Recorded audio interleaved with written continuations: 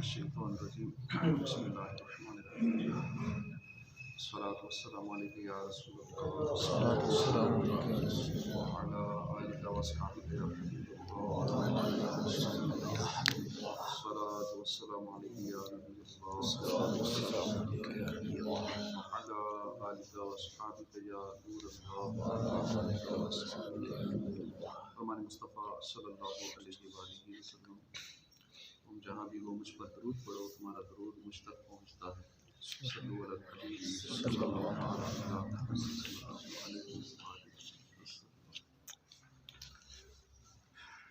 अल्लाह पाक कुरान पाक में इरशाद फरमाता है, पारा 1 सूरह बकरा की आयत नंबर 34, तर्जुमा कंजुल इरफान।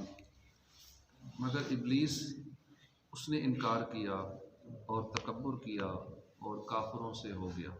जब अल्लाह पाक ने फरिश्तों से फरमाया कि आदम को सजदा करो तो इब्लीस ने इनकार किया। फरिश्ता नहीं था, जिन था, फरिश्तों के साथ रहता था, उसने इनकार किया। आदम अलैहिस्सलाम के मुकाबले में तकब्बुर किया, काफिरों में से हो गया। हज़रत काबुल अहबार रज़ियल्लाहु अन्हु फरमाते हैं कि इब्लीस 40,000 साल तक जन्नत का खजानची रहा, 80,000 साल तक फरिश्तों का साथी रहा, 20,000 साल तक फरिश्तों को वाज सुनाता रहा। फरिश्ते उसकी तकरीर सुनते थे, वो वाज करता था। 30,000 साल तक मुकर्रबीन का सरदार रहा, 1,000 साल तक रूहानियीन की सरदारी के मनसब पर रहा, 14,000 साल तक अर्श का तवाफ़ करता रहा। पहले आसमान में उसका नाम आबिद, दूसरे आसमान में जाहिद, तीसरे आसमान में आरिफ, चौथे आसमान में वली, पाँचवें आसमान में तकी, छठे आसमान में खाजिन और 7वें आसमान में उसका नाम अज़ाज़ील था। फिर उस बदबख्त ने तकब्बुर किया, आदम अलैहिस्सलाम की तौहीन की और अल्लाह की नाफरमानी करके इब्लीस हो गया। गौर फरमाइए कि हज़ारों साल की इबादत एक तरफ और नबी की तौहीन वाला गुनाह एक तरफ। इस एक नाफरमानी ने शैतान की सारी इबादत को ज़ाया कर दिया और हमेशा हमेशा के लिए मरदूद होगी। इस एक नाफरमानी से शैतान का जो नुकसान हुआ वो तो हो ही चुका, मज़ीद उस बदबख्त का अंजाम कितना दर्दनाक होगा। हज़रत काबुल अहबार रज़ियल्लाहु अन्हु जो बुलंद रुतबा ताबई हैं और आपको हाफिजुल किताबैन भी कहते हैं, यानी तौरात के भी ये हाफिज थे और कुरान के भी हाफिज थे, दोनों किताबों के आलिम थे। आप फरमाते हैं कि जब दुनिया अपने इख्तिताम पर होगी, सूर फूके जाने के बिल्कुल करीब होगी, उस वक्त लोग मसरूफ़ होंगे, बाज़ारों में होंगे, आपस में बातें कर रहे होंगे, कोई आपस में झगड़ रहे होंगे, कोई ख़रीदारी में मसरूफ़ होंगे। अचानक ज़ोरदार एक धमाके की आवाज़ आएगी, उसे सुनकर आधे लोग बेहोश होकर गिर जाएंगे। फिर 3 दिन तक उन्हें होश नहीं आएगा, बाकी आधे लोगों की अकल जवाब दे जाएगी, पागल हो जाएंगे बाकी लोग। अभी लोग इसी हालत में होंगे कि ज़मीन और आसमान के दरमियान बिजली गरजने लगेगी, ज़ोरदार गूंजेगी, उसके साथ ही दुनिया डिस्ट्रॉय तबाह हो जाएगी। ये वो वक्त है जिस वक्त तक शैतान को मोहलत दी गई थी। अब अल्लाह पाक हज़रत मलकुल मौत अलैहिस्सलाम को हुक्म देगा, ए मलकुल मौत, मैंने अगले पिछलों की गिनती के बराबर तुम्हारे मददगार बनाए, तुझ में तमाम अहले ज़मीन और अहले आसमान की ताकत रख दी गई। आज तुम्हें गज़ब का लिबास पहनाया जा रहा है, आज मेरे गज़ब के साथ शैतान के पास पहुंचो और शैतान को अब मौत का मज़ा चखाओ। और आज तक जितने जिन्नों और इंसानों पर मौत की तकलीफ़ें तारी हुई हैं ना, उन सब की तकलीफ़ों के मजमूए के बराबर शैतान को तकलीफ दो। तो शैतान को उस वक्त सबसे ज़्यादा मौत की तकलीफ़ होगी, उस मरदूद पर तारी की जाएगी। उसके साथ ही दारोगा जहन्नम को जहन्नम के दरवाजे खोल देने का हुक्म होगा।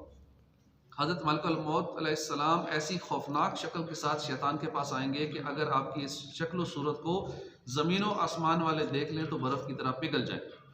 हज़रत मलकुल मौत अलैहिस्सलाम शैतान को झिड़केंगे, आपके झिड़कने की आवाज़ ऐसी गरजदार होगी कि अगर मशरिक़ व मगरिब वाले उसे सुन लें तो उनकी अकल काम करना छोड़ दें। ये हैबतनाक मंजर देकर शैतान भागेगा। मलकुल मौत अलैहिस्सलाम फरमाएंगे, खबीस रुक जा, तूने आज तक जितनों को गुमराह करके जहन्नम तक पहुंचाया है, आज तुम्हें इन सब की तकलीफ के बराबर तकलीफ में मुब्तला किया जाएगा। तूने कितनी लंबी ज़िंदगी पाई। कितनों को गुमराह किया, कितनों को जहन्नम में पहुंचाया। वो सब जहन्नम में तेरा इंतज़ार कर रहे हैं, तेरी मोहलत ख़त्म हुई है, अब भाग, कहाँ तक भागेगा। उस वक्त शैतान मरदूद को भागने की कोई जगह नहीं मिल रही होगी। ये पागलों की तरह कभी मशरिक में जाएगा, कभी मगरिब की तरफ जाएगा, कभी समंदर में गोते लगाएगा, मगर जहाँ पहुँचेगा आगे सामने मलकुल मौत अलैहिस्सलाम होंगे। मलकुल मौत अलैहिस्सलाम ही उसे मिलेंगे। इसी तरह भागते दौड़ते आदम अलैहिस्सलाम के मज़ार पर पहुँचेगा और कहेगा, ए आदम, तुम्हारी वजह से ही मैं मरदूद हुआ, काश तुम पैदा ही ना हुए होते। अल्लाह की पनाह, कैसा खबीस है, ऐसी हालत में भी अपने गुनाह का इल्ज़ाम दूसरों पर डाल रहा है। खैर, अब ये भागता दौड़ता उस जगह आएगा जहाँ पहली बार मरदूद होकर ज़मीन पर उतरा था। यहाँ ज़मीन आग की तरह दहक रही होगी, जहन्नमियों को हाँकने वाले फरिश्ते उसे घेर लेंगे, उसे कांटेदार जंजीरों में जकड़ दिया जाएगा। अब जब तक अल्लाह पाक चाहेगा ये नज़ा के दर्द और तकलीफ़ में मुब्तला रहेगा। फिर हज़रत आदम और हव्वा अलैहिस्सलाम को उठाकर कहा जाएगा, ए आदम, ए हव्वा, ये है तुम्हारा दुश्मन, देख लो कैसे अजाब में गिरफ्तार है। जब उस बदबख्त मरदूद को हालत नज़ा में तड़पते तकलीफ़ के सबब लोट पोट होते देखेंगे तो कहेंगे कि हमारे रब, हमारे दुश्मन को ऐसी सज़ा देकर तूने हम पर अपनी नेमत तमाम कर दी। आखिर शैतान मरदूद तड़प तड़प कर मौत के घाट उतर जाएगा। गौर फरमाइए कि शैतान मरदूद की कैसी मट्टी पलीद होगी, कैसी होलनाक सज़ाओं में मुब्तला होगा। ये तो अभी सिर्फ नज़ा की कैफियत का बयान है। रोज़े क़यामत जहन्नम है, उस मरदूद को जो सज़ा होगी उसका बयान कौन कर सकता है। जानते हैं कि इस मरदूद को ये सज़ा क्यों मिलेगी, इतना भयानक अंजाम शैतान का क्यों होगा कि उस बदबख्त ने अल्लाह के नबी की गुस्ताखी की, नबी के मुकाबले में तकब्बुर किया, अल्लाह का नाफरमान हुआ, अल्लाह के हुक्म के सामने उस मरदूद ने अपनी अकल दौड़ाई, जिसके सबब ज़िल्लत और रुसवाई उसका मुक़द्दर हो गए। अल्लाह पाक हमें गुरूर से, तकब्बुर से महफूज फरमाए और हमेशा नेक लोगों का, नबियों का, वलियों का बाअदब रखे। आमीन बिजाह नबील अमीन सल्लल्लाहु अलैहि वसल्लम।